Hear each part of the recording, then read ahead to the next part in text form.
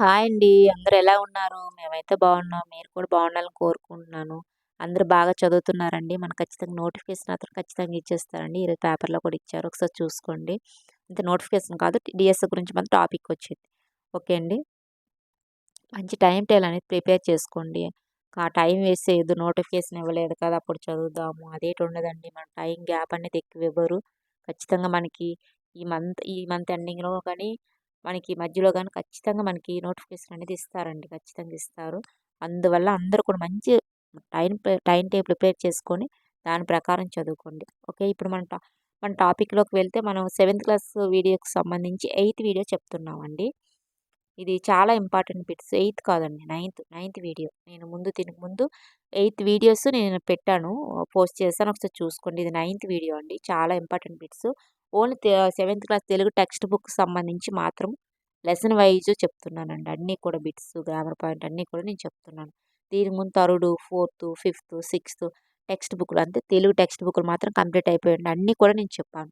మీరు అసలు టెక్స్ట్ బుక్‌లు లేని వాళ్ళు కూడా అసలు బాధపడవలసిన అవసరం లేదండి. అన్నీ కూడా కవర్ చేస్తున్నాను. లెసన్ వైస్ చెప్తున్నాను. అది కూడా పాత సిలబస్సు, కొత్త సిలబస్ అయిన వెంటనే పాత సిలబస్ చెప్తున్నానండి. పాత సిలబస్ అంటే ఏమీ కాదు. దీనికి ముందున్న టెక్స్ట్ బుక్. అందులో కూడా మనకి ఇస్తుంటారండి ఒక్కొక్కసారి.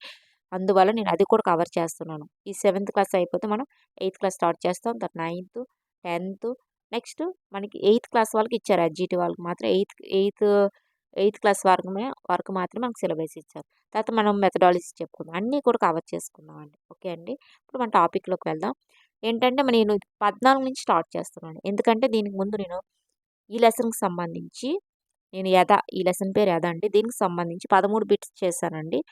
అందువల్ల దానికి కంటిన్యూస్ నేను చెప్తున్నాను. ఆ లెసన్ వివరించి దానికి 13 బిట్స్ వరకు నేను చెప్పాను. ఇది 14 బిట్ నుంచి స్టార్ట్ చేశానండి. మీకు బిట్స్ కావాలంటే ముందు వీడియో చూసుకోండి. ఎయిత్ వీడియో మీకు అర్థమవుతుంది. ఓకే అండి. మనం టాపిక్‌లోకి వెళ్దాము. వీడియో గాని నచ్చితే లైక్ చేయండి, షేర్ చేయండి, సబ్స్క్రైబ్ చేయండి ఫ్రెండ్స్. వీడియో మాత్రం స్కిప్ చేయొద్దు. చాలా ఇంపార్టెంట్ బిట్స్. ఓకే. ఫస్ట్ చూడండి 14 పోలమ్మ దీనికోసం ఎదురు చూస్తుంది. పోలమ్మ దేనికోసం ఎదురు చూస్తుంది? నాన్న కోసం, అమ్మ కోసం, గంగ తల్లి కోసం, భూమి తల్లి కోసం. ఎవరి కోసం ఎదురు చూస్తుంది? పోలమ్మని అడుగుతున్నారండి. మనకి ఇక్కడ ఏటవుతుంది? ఆప్షన్ 3 అండి. గంగ తల్లి కోసం. ఎవరి కోసం అండి? గంగ తల్లి కోసం పోలమ్మ ఎదురు చూస్తుంది. నెక్స్ట్ గిరిజన వ్యవసాయం శైలి ఏంటి? పొడి వ్యవసాయం, సారీ పాడి వ్యవసాయం, పొడు వ్యవసాయం, బీడు వ్యవసాయం, సతత వ్యవసాయం. ఆ గిరిజనులు చేసే వ్యవసాయం పేరేంటని అడుగుతున్నారండి మనకి ఇక్కడ.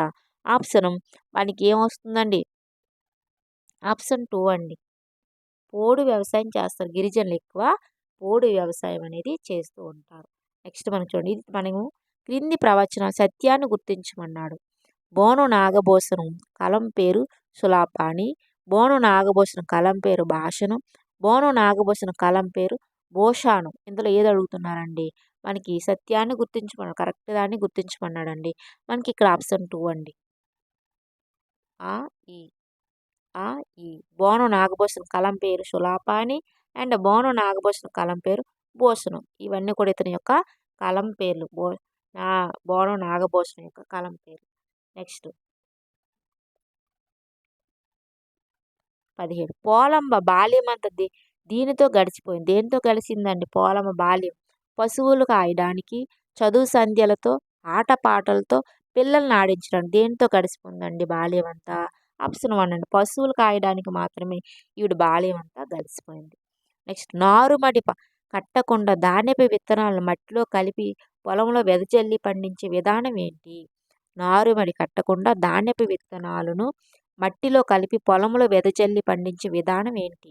ఎద్దడి, ఎద, మంటి అండ్ పోడు.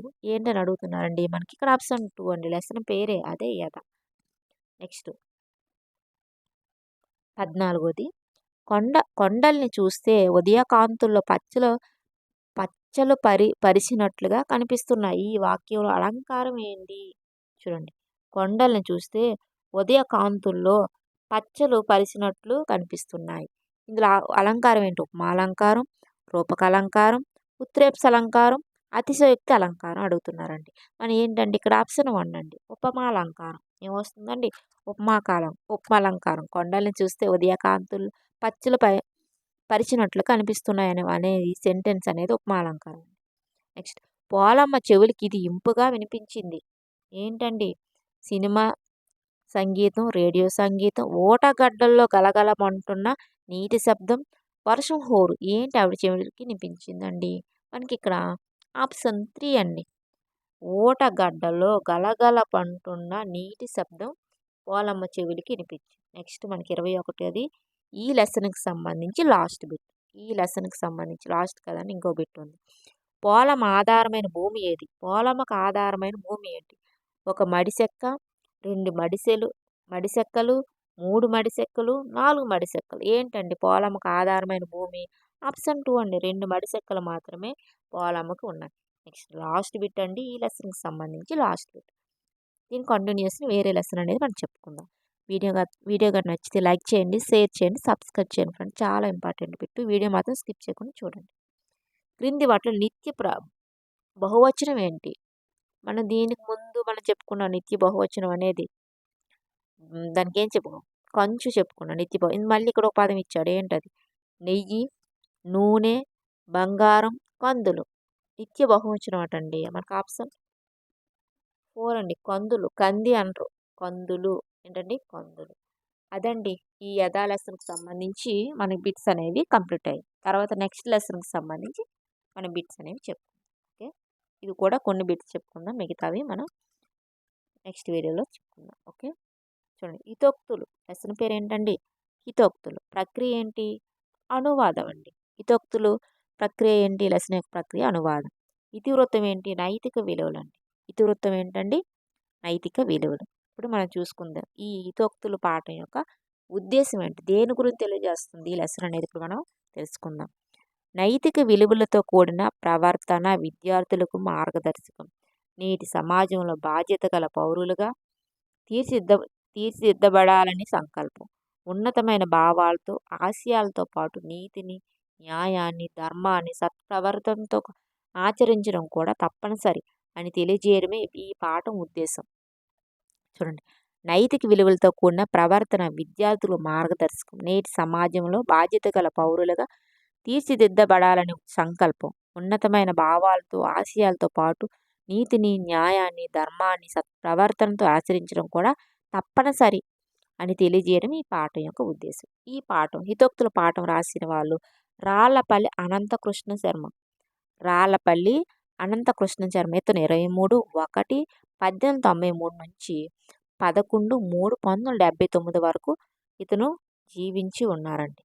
ఇతను అనంతపురం జిల్లా కంబదూరు మండలంలోని రాళ్లపల్లి గ్రామంలో అలివేలు మంగమ్మ కృష్ణమాచార్యులకు జన్మనిచ్చారు. ఇతను రాళ్లపల్లి కృష్ణ శర్మ అనంతపురం జిల్లా కంబదూరు మండలంలోని రాళ్లపల్లి గ్రామంలో అలివేలు మంగమ్మ కృష్ణమాచార్యులకు జన్మించారు. ఇతను నెక్స్ట్ మనం చూసుకుంటే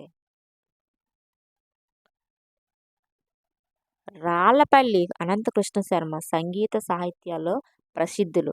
సారసత్వాలోకము, అన్నమాచార్యుల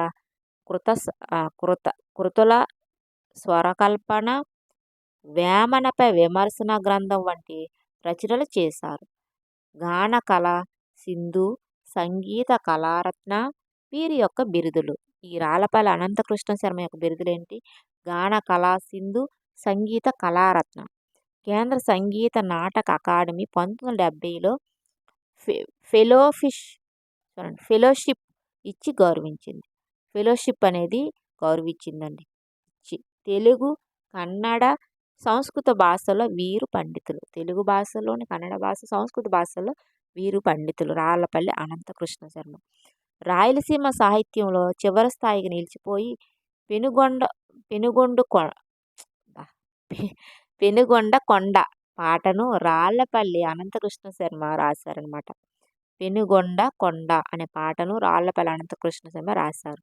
ప్రస్తుత పాఠ్యభాగం శ్రీ శాలివాహన గాథా సప్తశతి సారం నుంచి గ్రహించబడింది.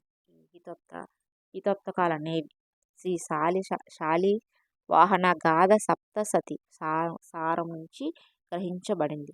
నెక్స్ట్ మనం చూసుకుంటే చూడండి, నేపథ్యం అండి.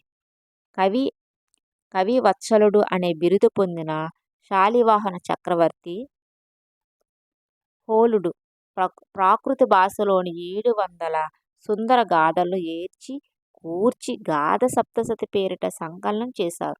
2000 సంవత్సరాల నాటి తెలుగు గ్రామీణ జీవన దర్పణం గాథా సప్తశతి ఇది. మనిషి నైతిక ప్రవర్తనకు, మానవీయ విలువలకు ప్రాధాన్యం ఇవ్వవలసిన అవసరాన్ని ఈ పద్యాలు స్పష్టం చేశాయి. రాసిన పద్యాలు అనేవి స్పష్టం చేశాయి. నెక్స్ట్ చూడండి, సరళాదేశ సంధి అంటే ఏంటి? సరళాదేశ సంధి అంటే ఏంటి అని అడుగుతున్నారండి. మనకి ఇక్కడ ఆప్షన్ చూడండి, ఆప్షన్ అంటుంది చూడండి ఒకసారి. ధృత ప్రకృతి కానికి పరుషాలు పరమైనప్పుడు వాటి స్థానంలో సరళాలు ఆదేశముగా వస్తాయి. ధృత ప్రకృతి కానికి పరుషాలు పరమైనప్పుడు వాటి స్థానంలో సరళాలు ఆదేశంగా వస్తాయి. దాన్ని మనం సరళ దిశ అంటాం. ఉదాహరణకి ఆకుల బసర ఇది ఉదాహరణ అవుతుంది. షష్ఠి విభక్తిలో ఏటేటి ఉంటాయి? షష్ఠి విభక్తి అంటే ఏంటి చూద్దాం. వాక్యంలోని పదాల మధ్య సంబంధాన్ని తెలియజేసినప్పుడు యొక్క, జాతి గుణాల గురించి తెలియజేసినప్పుడు లోన్ లోపల, క్రియతో సంబంధాన్ని కలుగు చేసినప్పుడు కి అనే ప్రత్యయాలను ఉపయోగించాలి.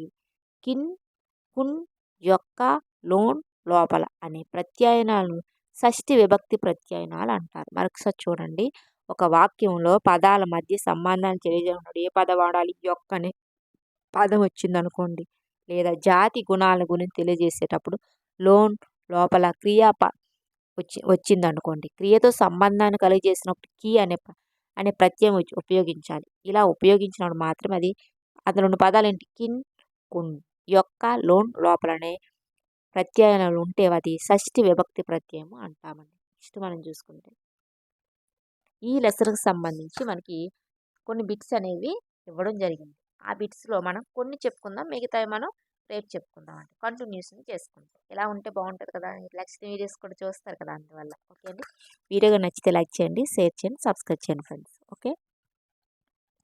హితోక్తుల పాఠ్యభాగ కవి ఎవరు? హితోక్తుల పాఠ్యభాగ కవి ఎవరు? రాళ్ళపల్లి అనంతకృష్ణ శర్మ, మోను నాగభూషణం, సూర్యదేవర సంజీవ దేవయ్య, స్థాలపాక అన్నమయ్య. ఎవరండి హితోక్తుల పాఠ్యభాగ కవి? మనం ముందు చదువుకున్నాం. ఆప్షన్ 1 అండి, రాళ్ళపల్లి అనంతకృష్ణ శర్మ. రాళ్ళపల్లి అనంతకృష్ణ శర్మ. క్రింది ప్రవచనాల్లో సత్యాన్ని గుర్తించండి. సత్యం ఏంటి? రాళ్ళపల్లి వారి బిరుదు గాన కళా సింధు, రాళ్ళపల్లి వారి బిరుదు కవిత కళారత్న, రాళ్ళపల్లి వారి బిరుదు సంగీత కళారత్న. ఏంటని అడుగుతున్నారండి. ఇందులో మనకి 2 అనేవి కరెక్ట్. అవేంటో మనం ఇక్కడ గుర్తించాలి. ఆప్షన్ 3 అండి. ఫస్ట్ ఇది రాళ్ళపల్లి వారి బిరుదు గాన కళా సింధు. నెక్స్ట్ రాళ్ళపల్లి వారి బిరుదు సంగీత కళారత్న. ఈ 2 వాక్యాలు మనకి సత్యాలండి. నెక్స్ట్ మనం చూసుకుంటే 3వది, హితోక్తుల పాఠ్యభాగానికి మూల గ్రంథం ఏది? హితోక్తుల పాఠ్యభాగ గ్రంథానికి మూల గ్రంథం మరుత్తరాట్ చరిత్ర, శ్రీ శాలివాహన గాథా సప్తశతి సారం, సారస్వత లోకం అండ్ వేమన విమర్శ. మనం ముందే చదువుకున్నామండి. ఆప్షన్ 2 అండి, శ్రీ శాలివాహన గాథా సప్తశతి సారం హితోక్తుల పాఠ్యభాగం మూల గ్రంథం అది. నెక్స్ట్ కవి వత్సలుడు అని బిరుదు పొందిన శాలివాహన చక్రవర్తి ఎవరు? కవి వత్సలుడు అని బిరుదు పొందిన శాలివాహన చక్రవర్తి ఎవరు? గౌతమిపుత్రుడు, శాతకర్ణి, యజ్ఞశ్రీ శాతకర్ణి అండ్ వాసిష్ఠిపుత్ర పులోమావి, హోలుడు. మనం ముందు చదువుకున్నామండి. ఆప్షన్ ఏమవుతుందండి? ఆప్షన్ 4 హోలుడు. కవి వత్సలను బిరుదు ఎవరికి ఉందంటే హోలుడు. అతను శాలివాహన చక్రవర్తి. నెక్స్ట్ మనకి లాస్ట్ బిట్ అండి, 5వది. మనం రేపు నుంచి 6వ బిట్ నుంచి స్టార్ట్ చేద్దాం. ఓకే. గాథ సప్తశతిని రచించింది ఎవరు? గాథ సప్తశతిని రచించింది ఎవరు?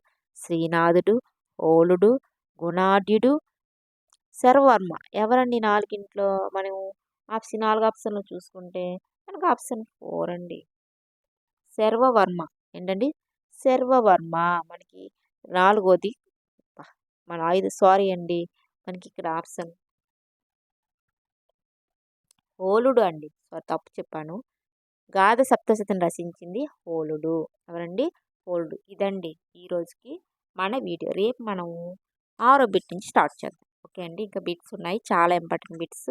ఎవరు మాత్రం వీడియో స్కిప్ చేయకుండా మొత్తం చూడండి. వీడియోగా నచ్చితే లైక్ చేయండి, షేర్ చేయండి, సబ్స్క్రైబ్ చేయండి ఫ్రెండ్స్. డైలీ చూడండి ఖచ్చితంగా నేను మంచి బిట్స్ పెడతాను. అది కంటెంట్ వైజ్ పెడతాను. ఏ కంటెంట్‌కి అవి సెపరేట్‌గా పెడతాను.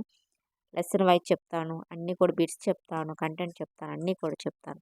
దీనికి ముందు నేను చాలా సైకాలజీకి సంబంధించి అయితే చాలా వీడియోస్ చేశాను. తెలుగు కంటెంట్ ఇది కాకుండా తెలుగు కంటెంట్ మొత్తం కలిపి బిట్స్ చేశాను. చాలా వీడియోస్ చేశానండి. ఒకసారి చూడండి అందరూ కూడా చాలా ఇంపార్టెంట్ బిట్స్ పెట్టాను. ఒకసారి ఛానల్ చెక్ చేయండి. ఖచ్చితంగా ఉంటాయి. జీడీఎస్ ఛానల్ అని ఉంటుంది. అది చెక్ చేస్తే ఖచ్చితంగా అందులో ప్లే స్టోర్ అనేది ఉంటుందండి. అది ఓపెన్ చేస్తే అన్ని వీడియోలు కూడా మనకి రావడం జరుగుతుంది. ఓకే అండి. అందరూ కూడా బాగా చదువుకోండి. ఓకే. Thank you.